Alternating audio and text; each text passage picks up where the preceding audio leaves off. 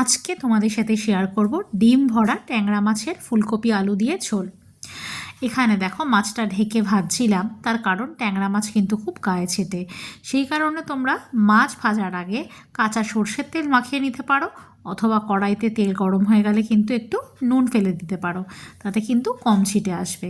আর এখানে কিন্তু আদা আর টমেটো পেস্ট রেডি করে রেখেছি, তার মধ্যে দিয়েছি একে একে মশলা, শুকনো লঙ্কার গুঁড়ো, জিরের গুঁড়ো, ধনের গুঁড়ো, নুন আর হলুদ।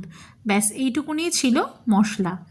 এরপর কিন্তু এই মশলাগুলোকে আমি একটা বাটিতে আর কি একটু ভিজিয়ে রেখেছিলাম।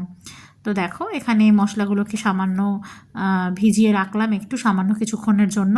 তারপর কিন্তু আমি ফুলকপি আলু কেটে রাখা ছিল, সেটাকে কিন্তু আমি ভেজে আলাদা করে তুলে রেখেছি।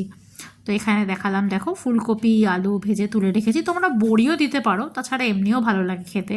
আর এই কড়াইতে সর্ষের তেল গরম হয়ে গেলে জিরে তেজপাতা ফোড়ন দিয়েছি, আর ভিজিয়ে রাখা মশলাটা কিন্তু ঢেলে দিয়েছি কড়াইতে।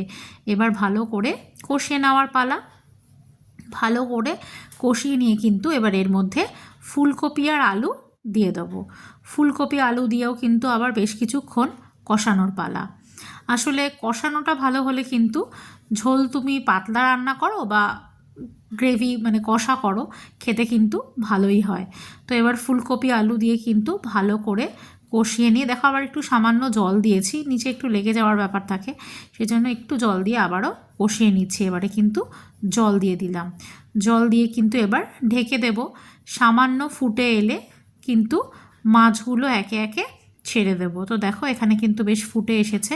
এবারে কিন্তু মাছগুলো যখন আলু ঠালু সেদ্ধ হয়ে গেছে, নামানোর আগে, মাছ বেশি আগে দিয়ে দিলে কিন্তু মাছ নরম হয়ে ভেঙে যেতে পারে, সেই জন্য কিন্তু এবার মাছগুলো নামানোর আগে দিয়ে দিয়েছি। আর কিন্তু দেব আমি সামান্য ধনে পাতা। ধনে পাতা দিলে কিন্তু একটা আলাদাই সেন্ট বেরোয়, তাই না? ধনে পাতা দিয়ে কিন্তু কিছুক্ষণ নাড়িয়ে ছাড়িয়ে নিয়ে কিন্তু গরম গরম পরিবেশন করব। তো এইভাবেও কিন্তু ট্যাংরা মাছ খেতে খুব ভালো লাগে। আমার চ্যানেলে এরকম আরও ইন্টারেস্টিং ভিডিও পেতে চ্যানেলটিকে লাইক, কমেন্ট, শেয়ার, সাবস্ক্রাইব করে অবশ্যই পাশে থেকো।